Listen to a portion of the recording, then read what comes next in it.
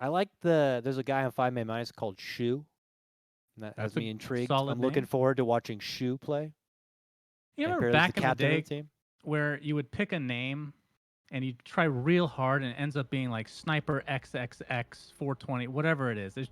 That was just the trend back in the.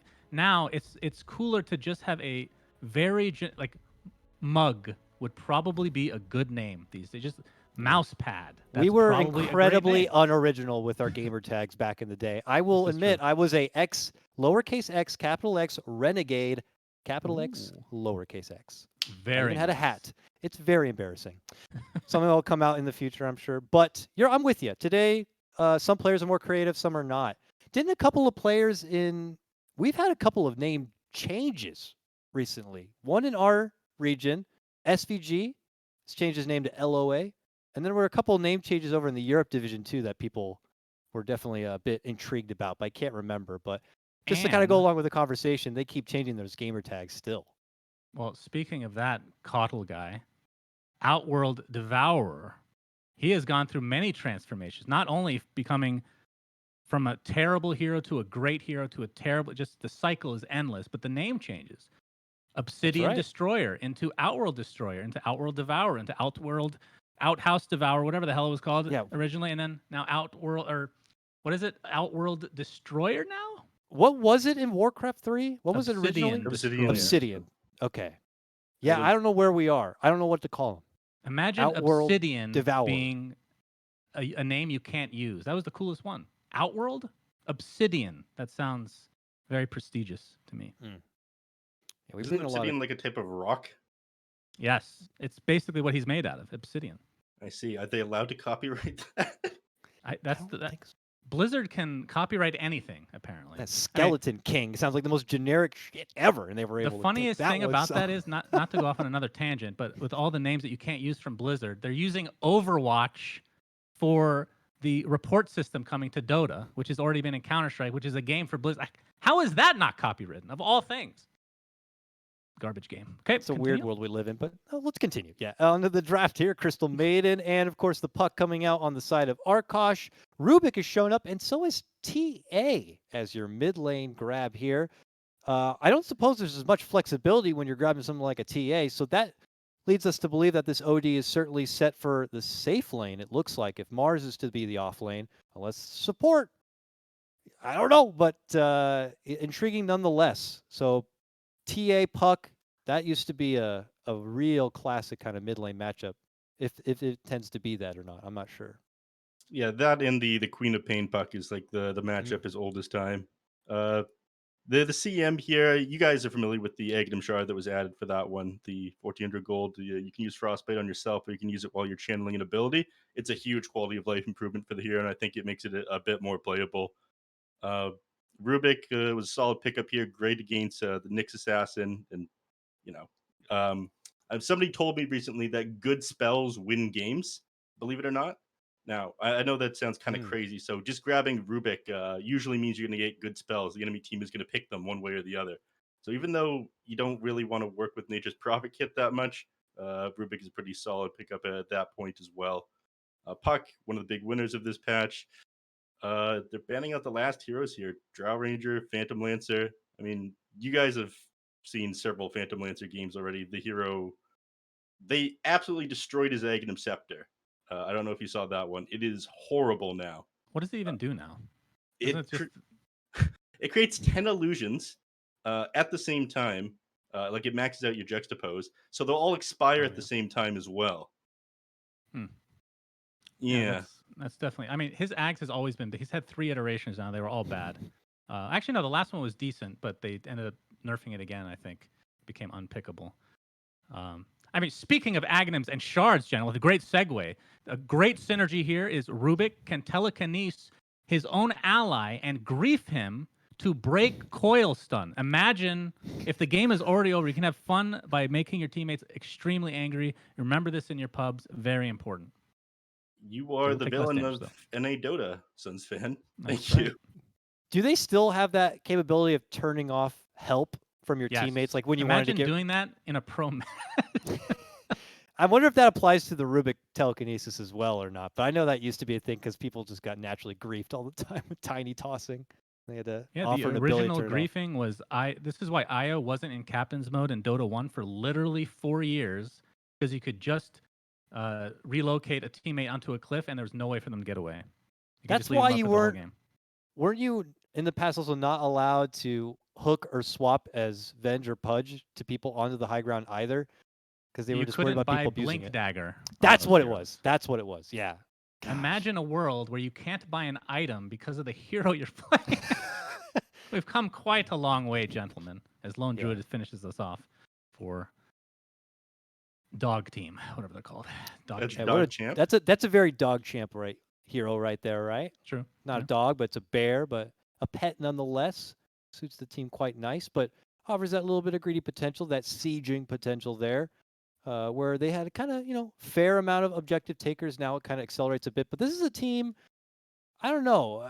Again, very unfamiliar with the new meta of OD, but it looks like it's a team that needs a bit of nourishment to really come online. I don't know how proactive they can get early on with DogChamp, and if it will be able to match against Arkosh, because Arkosh does look like a team that will want to kind of ramp things up sooner than later, and maybe just let the Wraith King kind of farm up. So real quick, I'll start with you, Neff. Get predictions here on this series. Who's taking game number 1?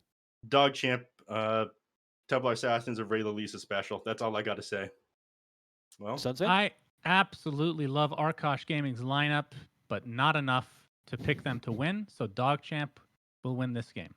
All right, you heard it from them. DogChamp for game number 1. Let's see if that's going to be the case. Let's toss it to a quick break, and then we have Lyrical and GoDz joining you for coverage on this lower division match.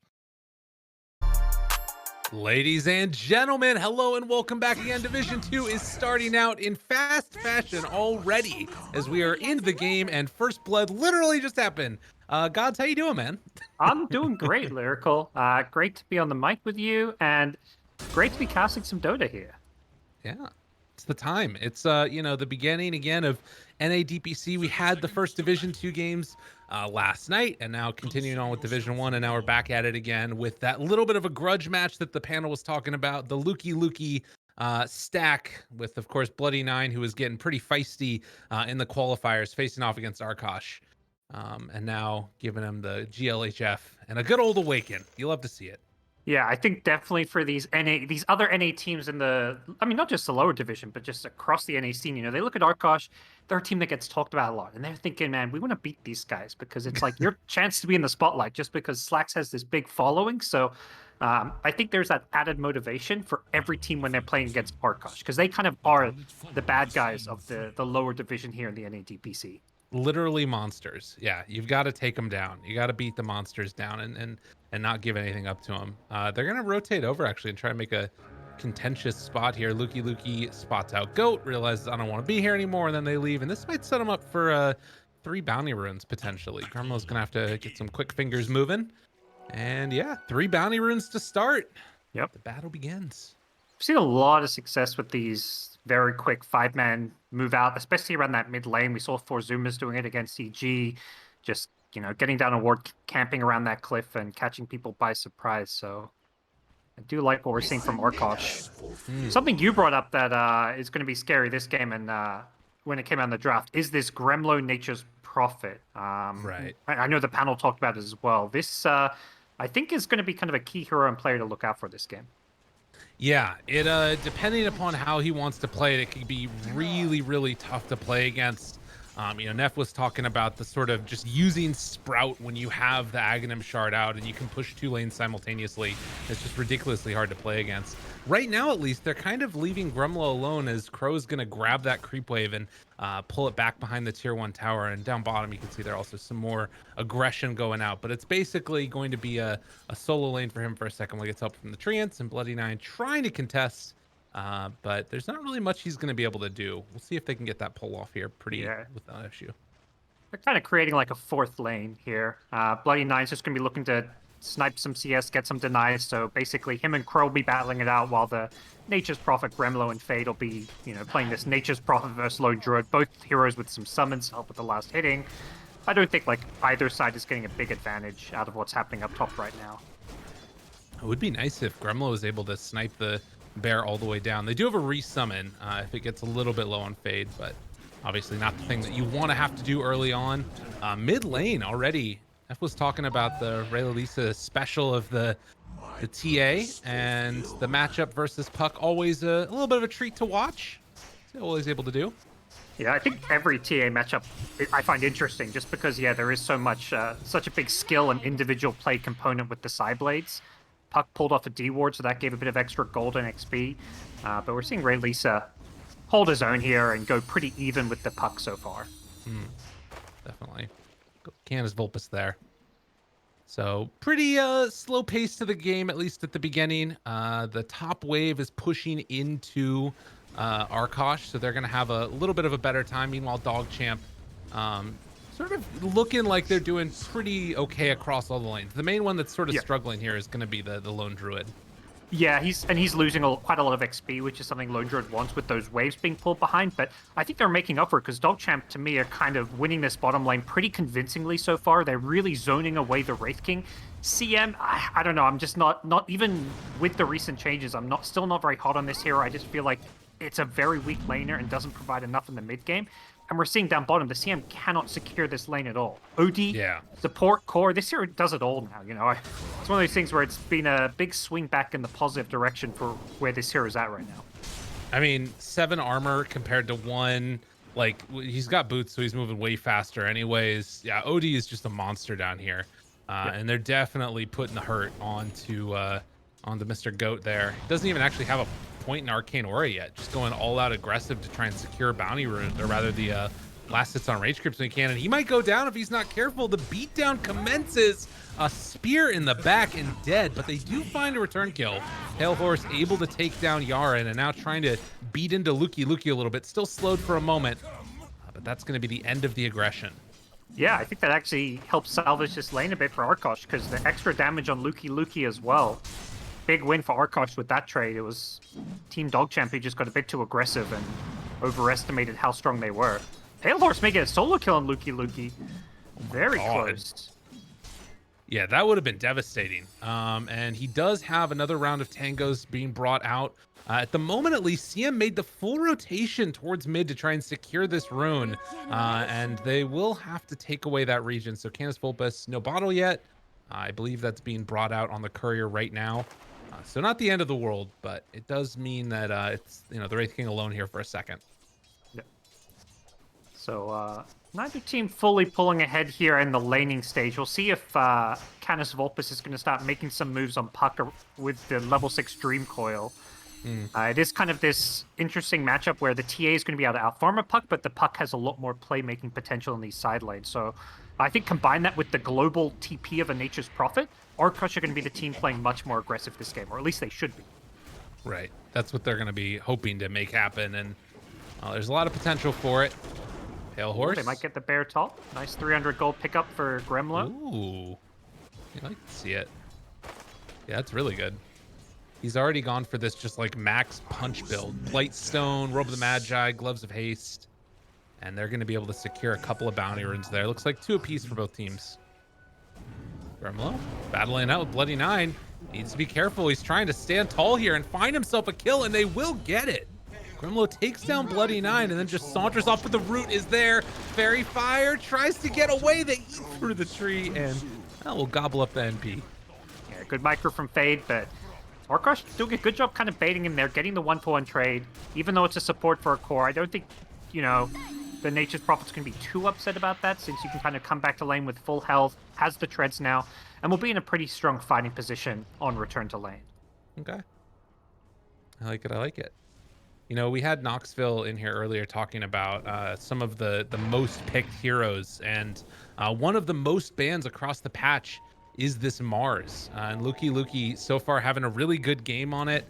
Obviously had a little bit of a flub up that happened earlier, but can definitely kind of set the tempo. And I might be a little bit concerned if he has a free start to this one, if he can just sort of take over and kind of play the same way that Ice did with his Tidehunter of keeping the pressure on. I think you just never feel bad having the Mars on your team. Crow caught out a bit up top, it looks like. Reylisa even rotating in, and he's got no escape. Super duper dead. But yeah, as far as the Mars goes, we've seen a lot of kind of new item builds coming out, not just like this patch, but over the last kind of 6 months, where like Yules has become more popular. Well, and he is going to get caught here now. Yeah. So does push a bit too far forward. Yeah, that's the puck rotation potential. But with Dream Coil down, it's a small window where the rest of your team can kind of feel a little bit safe. But with that short 80-second cooldown on Dream Coil, definitely Canis Vulpus wants to be as active as possible. And they're actually going to be bringing in the NP for this one too. So Gremlo shows up. They got minus armor. They got skeletons. Don't have a catapult, but they got a heck of a lot of damage. And you need to respond to this if you're DogChamp. Otherwise, it's just a free tower. I like this. They TP the Rubik as well. Unfortunately, Rubik didn't have mana for Fade Bolt. Had to clarity up first, so quite a lot of damage came out before the Fade Bolt was used, which is really what they needed to try and reduce some of that damage output. But with both Mars and Rubik here, pushing is very difficult because they've just got so much wave clear. And now the threat up top is that Fade's Lone Druid is going to start pressuring a tower in return. Yeah, you don't want to let this one come for free either. And so they will TP Pale Horse up to the top side. Still keeping a lot of people here. And Luki caught in the sprout. No way out. And this Vulpus secures the kill.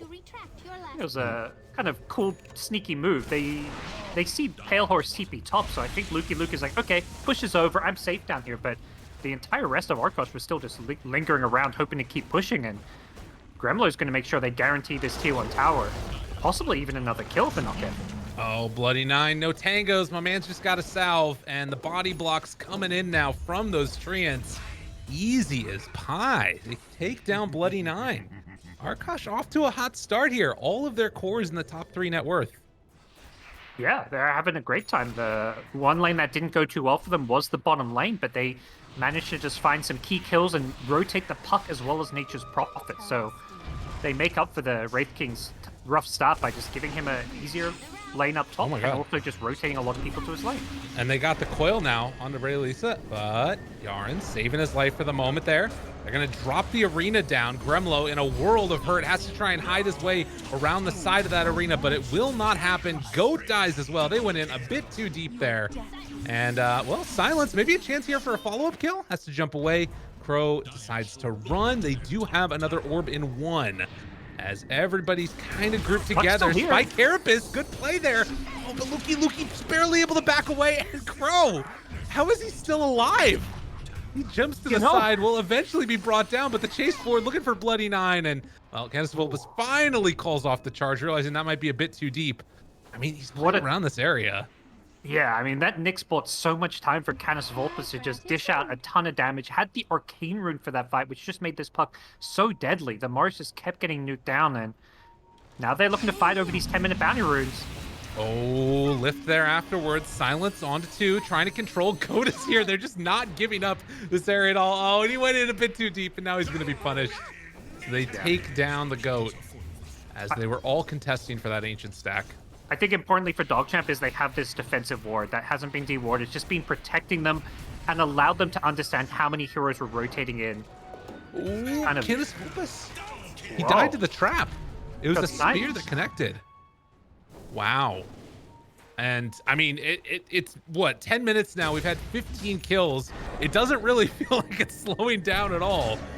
They drop the arena now, going to connect onto Gremlo. Crow seeing if he can make a save. Impale onto 2, but there's nothing else afterwards. And now Pale Horse shows up, just wants to fight. There's no stop for these guys. They just keep going.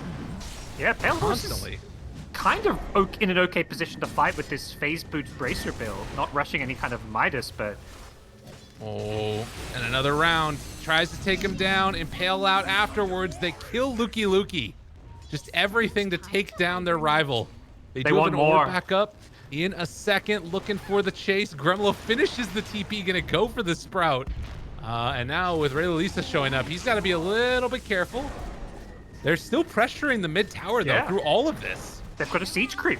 They've got to deal with this siege creep. It looks like they're just going to lose the tower and possibly some heroes. Oh, stolen coil, though. Bloody 9 trying to make the big play. They dropped the hammer, but it's not enough damage. And, well, Wraith King's coming back in just a moment. He shows back up. They've got him caught. Okay, speared onto a tree that doesn't exist anymore, and they destroy Pale Horse. And now Arkosh's like, all right, we went a bit too far. Tries to get out of there. See him ulti in the meantime, almost taking down that TA, but it wasn't quite enough. Meanwhile, Luki still chasing while all the skeletons are chasing him. Another impale. GoDz here as well. Silence now out, and they've been able to outplay him again. 5 deaths for Luki. They just won't leave this no. man alone. And the person who is being left alone is this lone druid. Fade is just playing PvE right now. He was just chilling in the bot lane, takes a tier 1 tower while all this is going on. So he's having all the freedom in the world, which I think is a little concerning, given that the Wraith King is fighting and dying in this mid lane. Right, that's something to keep in mind. Like, it looks good on paper when you're seeing these kills go the way of Arkosh, and you know, you can see like the fact that Mars has definitely been shut down a lot over the past couple of minutes. Feels like they've made an emphasis on it. I guess the only thing that I'd be a little bit concerned about, even though they have that lone druid free farming, is they don't have any tier 1 towers left. It's getting scary that way. And I think that's where that fight mid lane was overall a win for Arkosh, is just because that tier 1 mid tower went down. They were fighting behind the tower while siege creep and treants were hitting the tier 1. It was at like 2/3 health and just died to that siege wagon. So that's opened up a lot of this dire map. Arkosh are able to completely invade now because that tier 1 tower is down. So strategically, this fits well for them because they want to keep fighting, keep playing aggressive before this lone druid fully comes online. Well, they drop down a sentry ward and another ward up on the high ground here, just scouting out, see if they can find that Nyx assassin. They know has got to be lurking in the area. He is going to run into Yaren here, who has a sentry ward nearby him as well. And Arena? Okay. That was not what I think they wanted, but they might end up finding a kill nonetheless. And they will pick it up there. Deso done for TA.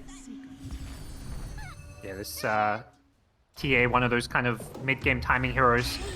Team DogChamp themselves ready to fight with the stolen coil. Coil on coil action. They kill off Canis Vulpes. Not the way they wanted that one to go. And Crow is mega dead. All right, it's all falling off the rails. Spark is bad. And with the lone druid, they don't even need a creep wave here. They're happy just to go for this tier 1 tower with the bear plus TA Deso. No one alive to defend this. They're tired of Arkosh's shenanigans. And now, I would imagine Arkosh are going to start to look for more shenanigans and see if they can find new ones to throw at them, which is why we see the split push beginning. Yeah.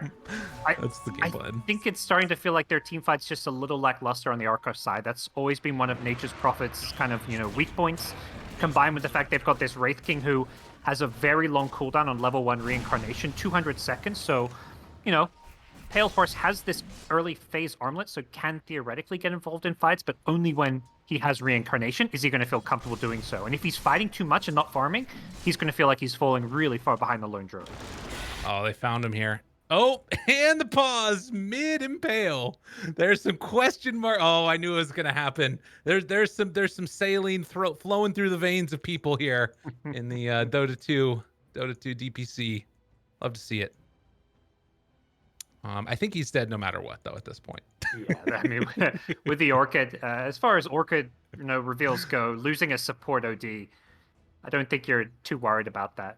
At the same time, as far as Orchid targets goes, this OD is definitely a good one. He represents the save on the side of Team DogChamp, whereas heroes like Lone Druid, TA, oh my god, Orchid is not particularly effective against these. Oh, wow. Oh my god, he missed. Wait, he's gonna live. Oh, okay. Oh my god, I was with you. I thought he was just dead. Yeah, I thought he was gonna hit it. Oh my god, you know that the Arkosh Twitter is gonna go crazy after that one. I can already feel it. I can feel the feed. It's happening. Oh. I'm looking forward to it as well.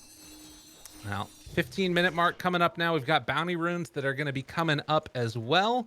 At least heading on over to sneak one away. This'll come in handy.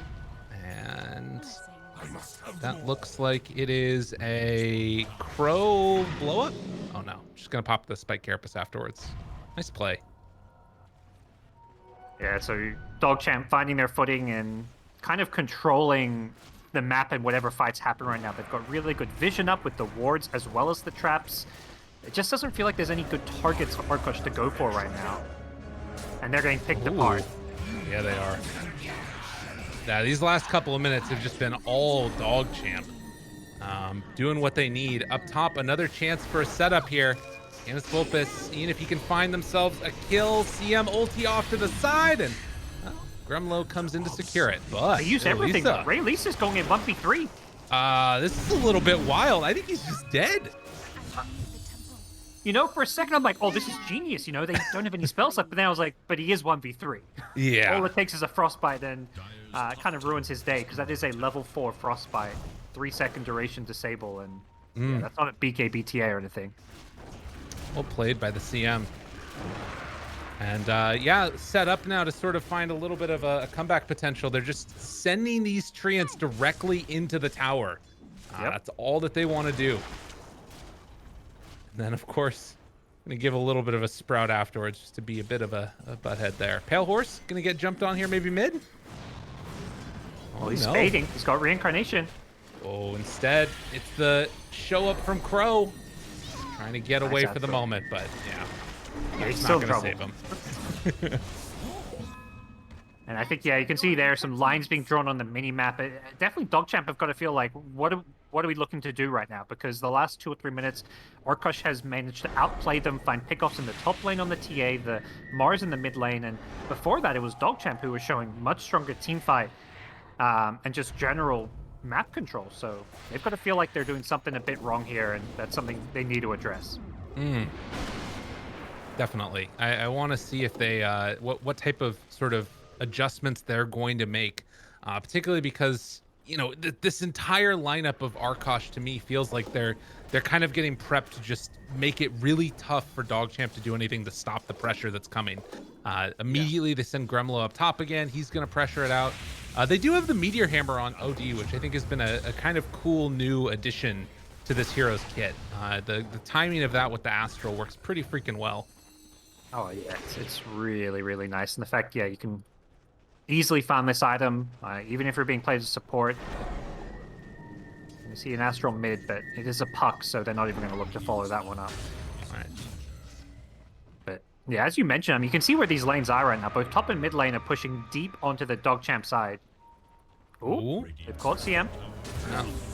Super duper dead. Nyx was scouting out Fade, but things got a little bit dicey with Bloody 9 nearby, and there were some sentries around as well. No. Well, they found their other man. Bloody 9's going to go down now. They can't help him out in time. God, Nyx, Nature's Prophet, so disgusting. What you would expect out of the Arkosh team. Filthy. Both teams, the supports are having a rough time. The CM, the Rubik, it's like, these 5 players are just getting sniped and picked apart wherever they go, but at the same time fulfilling their role, which is, trying to defend the towers that are really difficult to defend. Yeah, he cancels that Meteor Hammer, realizing that's not going to work. Tries to go for the fear just a second too late, and they manage to escape. Luki has the Invis rune still going for himself, but he won't be able to find anybody immediately, as I think everybody just leaves the arena, leaves the area. Yeah, good heads-up play. Arena back because of the Arcane rune, but still not enough. But his team's going to smoke up and connect with him, so this is a potentially dangerous situation for Arkosh. They don't know it's coming, and GoDz, well, it's the CM, of course. He sees him on the rune. That gave him a second to respond, actually, but the banishment. Oh, Invis? Rooted. Mega dead. Puck and the puck tries to get away. He's rooted. Evil Scepter lift up. Crow shows up. A good impale comes through afterwards. Tries to dodge. Dodges away from all the damage, but it wasn't enough. There were too many heroes from DogChamp there. Oof. Yeah, I think I looked like Arkosh thought that Mars was just scouting alone with the Invis because Mars ran in first under a sentry ward, so Puck was like, okay, cool, free kill, but it was the entire DogChamp team moving in, so in the end, it's Puck getting caught in a bit of a trap there, and that sets up DogChamp to take Roche here. Really good smoke move. Love the timing of it, and it just completely caught Arkosh by surprise. Now, I like it. It's things that they need to do basically at this point is like get that Aegis, then try and sort of get all their lanes pushed out and make that secondary play afterwards. But here it is, Gremlo. He spawns he does a sprout. He gets his 2 little treants to run on out, and they aren't really going to do anything to the tier 2 right now. Normally, just has him kill the creep wave, but at least for the moment, he's just going to have him fruitlessly punch on in there. They know he's up here. They're going to have to start considering stuff like some, cliff wards or whatever. Although the place he's in now doesn't get scouted all too easily, so very pesky stuff. Oh, Sideblade's mid, Ray Lisa. Oh. I like it. I mean, Neff was hyping up his TA, and that's why he predicted DogChamp here. We're seeing some of the mechanical skill in play here. Oh my god, Grumble is hiding. He's just trying to get out of there. Summon some more trees. It's a lot of gold going into the pockets of Fade there.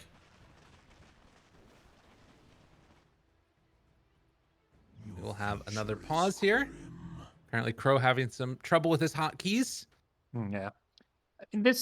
It will be a frustrating and I think difficult game for DogChamp to play because of the constant pressure from Nature's Prophet. So they're gonna, even to the extent they're ahead, they have Aegis, they have this 4,000 gold lead. They can't easily just apply pressure and push down a lane, because anytime they do that, the two other side lanes are being pushed out heavily by not just Nature's Prophet, but even the Wraith King. He's got skeletons pushing this bottom lane, so both side lane tier 2s are getting pressured anytime DogChamp go down mid.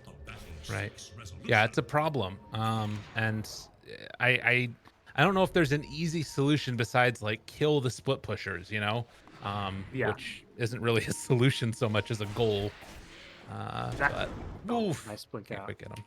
Yeah, and that really is all you can do when you're playing against a team that has way better split push and wave shove. Even when you're ahead, is you have to itemize to kill those heroes, because you're not going to be able to push until Nature's Prophet is dead, basically. So that's why you see TA going for this Blink Orchid Deso build, delaying the BKB to prioritize more pickoff. It's also why you see Mars going for a Blink Dagger second. They need that Blink catch. Rubik's going for a Glimmer Cape, which is kind of an initiation too. Although poor Rubik does get caught out. Yep, easy peasy there. Ooh, a quick blow up, just one-shotted. But is that going to come at a cost now? Raylisa in some trouble, and as you mentioned, no BKB. Oh, It's 2 gonna shots be to a dead Nyx. hero. Yeah, that was still pretty good there. And now Pale Horse trying to show up, see if they can bring him down in time. They have Radiance online, but might he just be is dead. super duper in trouble. Yeah, and I think that this is going to be a second one most likely. Canis Vulpus takes down the OD on the other side. Sphere is going to come out now. Luki trying to play Bulwark in front of the Wraith King, who eventually gets taken down, but they did the Aegis at least.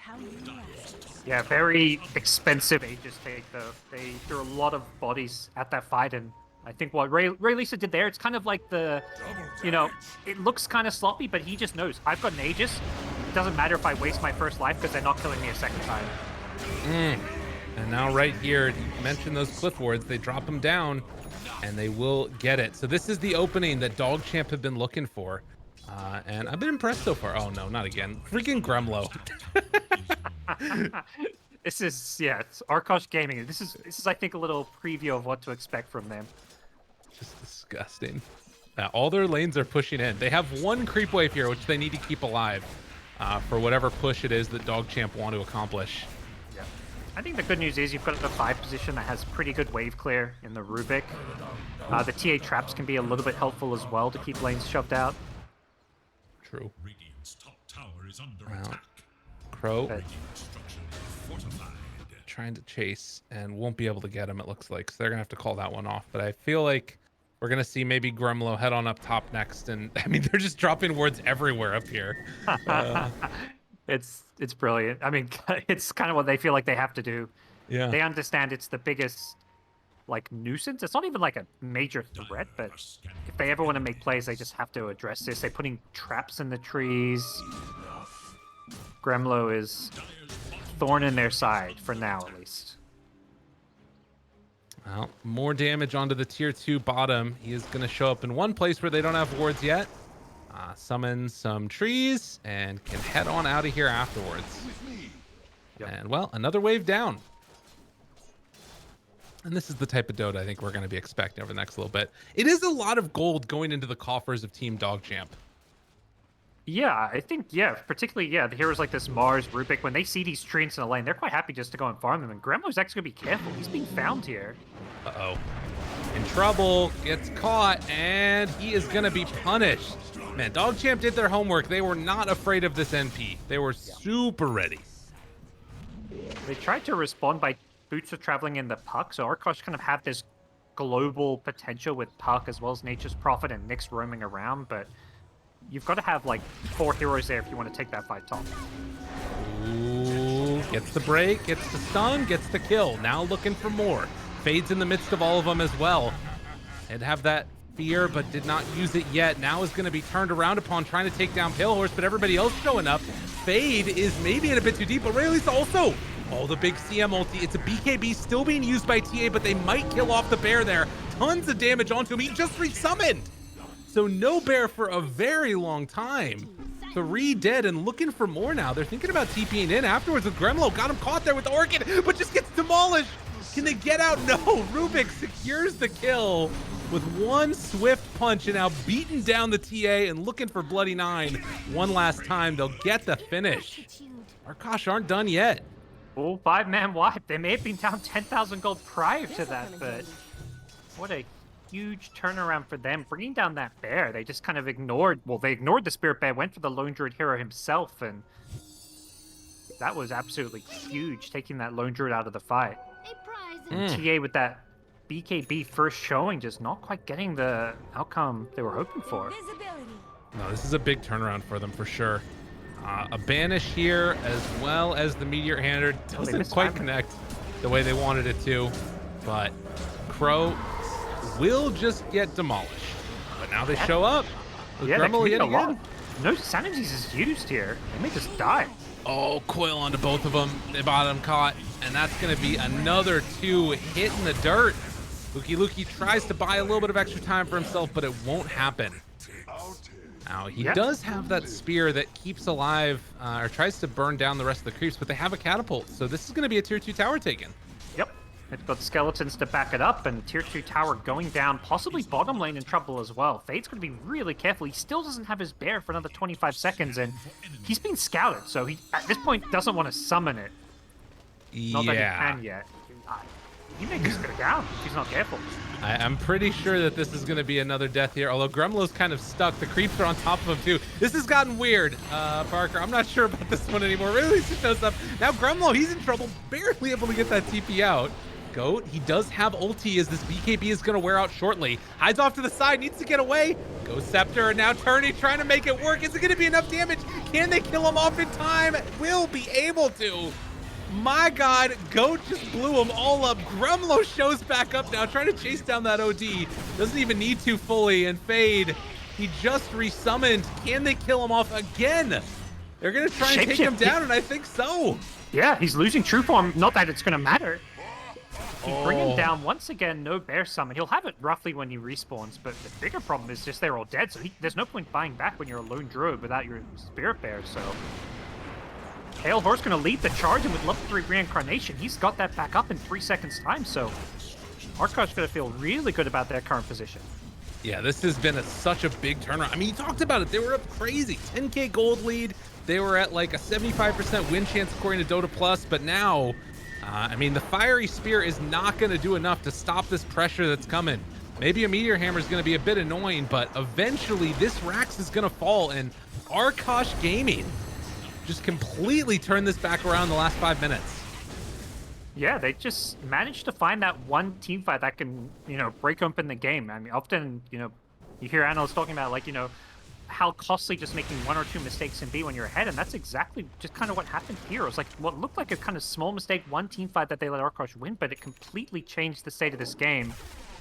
And when you're playing against a team with such good wave push and pressure, you can't afford to make those mistakes, as Arkosh absolutely capitalize. Well, now, I mean, even if you could hypothetically say, all right, well, this you know, DogChamp team, they've got really good team fight and all that stuff. The problem is that they're down a Rax, and this is against that split push team. So now you have the same problem of needing to catch them and stop the split push. Like, I don't, how many Gremlo deaths do they need to get before they can actually like even push out on the map?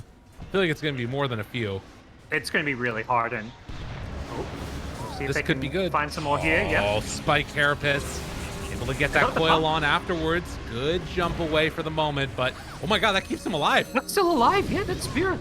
And Yeah. the multi yet again is going to be interrupted for the moment. Bash, Fear, Silence, push back onto several. Can they get out with the rest of them? Or is Fade just going to die again? He can't afford to die again. The stun comes through. Oh, big ulti though. From the OD, they take down 2 with that one, and now Wraith King set up to be brought down. He's coming back in a moment, but I don't know if he's got a way out of here. Everybody else showing up. Gremlo's ready to go for round 2 again.